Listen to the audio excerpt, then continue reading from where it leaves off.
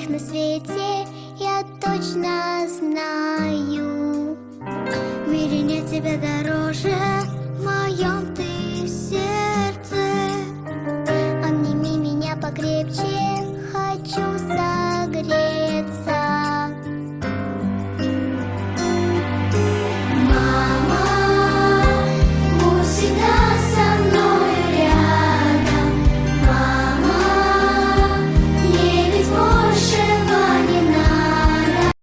Ешіне айтпастан бірінші екі әкеңнен шақырып қойсам, балаға бір сұрауым бар. Айжан еже, Альбин еже. Алтыншы б класының әтенелері менің болса ошо 11, 10, 12 орто окуу муңга кирет да. Бирок бул эң жөнөкөй суроонун артында көп нерсе жатат. Баланын ички дүйнөсү жатат. Биринчи суроо мен окусам ошол мен суроону окуйм. Ошол суроону өзүңүздөрдүн жан дүйнөңүздөргө берсеңиздер. Биринчи суроо ичте айрылыңыздар. Балаңыз мектептен келди. Сиз балаңызга кандай суроолорду бересиз? İçingиздерден, жан дүйнөңүздөргө.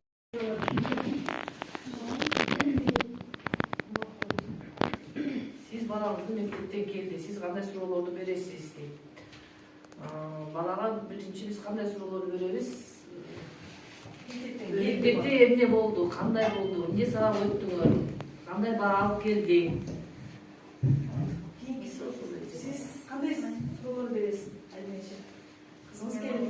Келгенде сурайм, кандай окудуңар, канча саат болду? Сүйлөшөбүз. Экинчи суроо.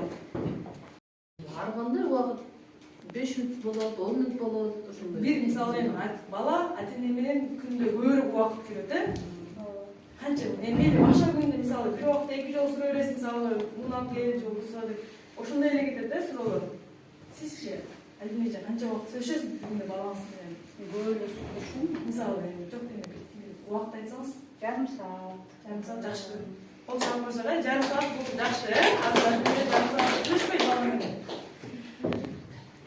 Бала мектептен келгенде мындай суроо бериш керек экен. Канча баалуу эмес. Балам бүгүн сен мектептен эмнени үйрөнүп келдиң?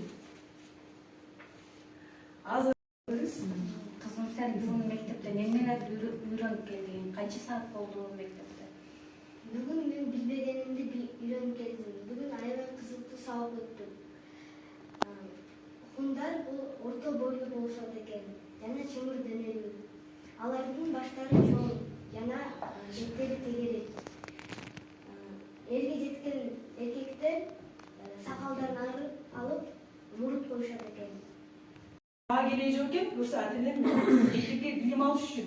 Көрсө билим алышат, баланы аракет кылат. А бул жерде баа дедиңиздер, бул жерде эме кошулат. Ата-энеме значит баа эле керек экен деген ой кетет окшойт. Мынакей. Ата-энеме мынакей кээ балдар бар, бешеле мына апа беш алып келдим. Ишин айтат, ушу баа сага эле керек депчи. Сиз баланын ички дүйнөсүн билбейсиз, бирок бала ушинтет экен. Кийинки анан ата-эне менен баланын ортосунда эмне болот? Достошук. Достошуу, жакындашуу. Ушундай улана берсечи. Бала дегенчи, бала уже окуу жөнүндө деле айтпайт. Бала уже сиздерге эмнесин ача баштайт? Сырын ача баштайт. Билесиздерчи, аке дос болдуңуздар да. Бала уже сырын айта баштайт. Анткени сиздер дос катары кабыл ала баштайт. Бирок сиздин мунучу, жок кылсаңыздар сиздер бузуп да салсаңыздар болот. Укпай да коюшуңуз мүмкүн, керек эмес, болуп биттичи. Айтпаш керек.